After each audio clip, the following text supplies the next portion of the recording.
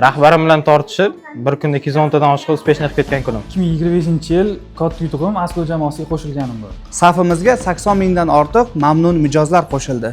Askoda Sub Businessman tizimini muvaffaqiyatli yakunladik. Ijtimoiy tarmoqlarimizga 250 mingga yaqin obunachilar qo'shildi. Hududiy blogerlar va Telegram kanallar bilan hamkorligimiz yanada oshdi. Asko kompaniyasida inson qadriyati birinchi o'rinda. Xodimlar oiladagidek e'tibor va hurmat bilan qarshi olinadi. 2025-yilda Askoda eng katta voqea bu xonadonga uylangani bo'ldi. HR jamoasi 2025-yilda o'z rasmiy akademiyasiga ega bo'ldi. Ishga kirganimga ko'p bo'lmagan bo'lsa ham, kollektiv bilan ahil jamoa bo'lib ketganim. 2025-yili buxgalter lavozimidan bosh buxgalter lavozimiga ko'tarildim. Men kech qolganimda rahbari Malik opa meni urishganlari esimda qolib ketgan. Biz Asko kompaniyasidagi HR bo'limini to'laqonli avtomatlashtirishga erishdik.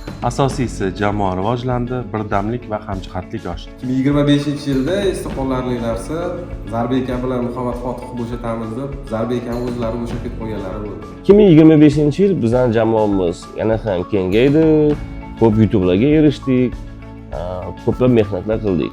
Eng esda qoladigan narsam bu ustozlarimni, rahbarlarimni menga bergan ishonchi. Komandamiz kengaydi, ko'plab sovg'a imtiyozlaridan foydalandik.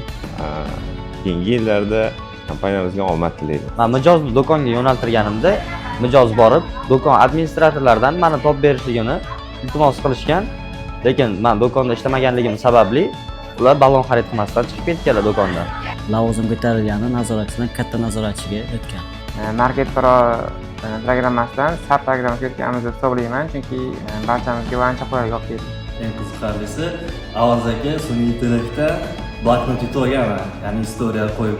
Kelganimda merchant xodimi bo'lib ishga kirganman, hozirda yordamchi buxgalter. Oldin pul markazida bitta operator sotuvi 15 taga chiqolmagan bo'lsa, bu yil 2025-yilda har bitta xodim sotuvi 30 tadan to'g'ri keldi. Kelayotgan 2026-yilda albatta biz bu natijalarni yana ham yuqori natijalarga olib chiqamiz.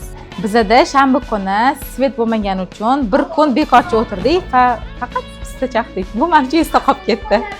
2025-yil davomida 10 ga yaqin katta aksiyalar o'tkazildi va ularda qimmatli va qiymatli sovg'alar o'z egalariga topshirildi. 200 dan ortiq xodimlar rasmiy ishga qabul qilindi, kadrlar bo'limida audit olib borildi. Mansab tarafdan to'g'ri pastlash bo'lgandir, lekin oylik tarafdan ancha yuqorilash bo'ldi deb hazil qilib ko'rishganmiz. Hammaga omadda deyman, charchamaydi. Yangi rekordlarni o'rnatishda davom etyapmiz. Xohlasanglar aytib olinglar. 2025-yil biz uchun juda esda qolarli bo'ldi. 30 mingga yaqin nomzodlarni Askoda yangi ish o'rinlari uchun ko'rib chiqdik. Har bitta viloyat kesimida regionalliklarni tashkillashtirdik va savdo hajmi sezilarli darajada bizga bu effekt bo'lib o'sdi. Nazorat bo'limini shakllantirilgani yangi bo'linma. Xudo xolasa 2026-yilda bundan katta yutuqlarga erishmoqchimiz. Biz bilan birga qoling. Mansab tarafdan